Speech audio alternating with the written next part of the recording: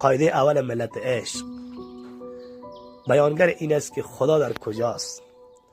گاه انسان سالها در جستجوی خدا، آرامش، عشق از این مکان به آن مکان می رود. در مسجد، کلیسا، معبد و میان کتاب ها به دنبال نور می گردد که گمش کرده است. همه حقیقتی که شمس از آن سخن می گوید ساده تر، عمیق تر از همه این هاست. خدا دور نیست، در قلب زندگی می کند که با عشق می تبد. وقت دل انسان از کینه و غرور و ترس خالی شود، جای برای حضور و نور پیدا می شود.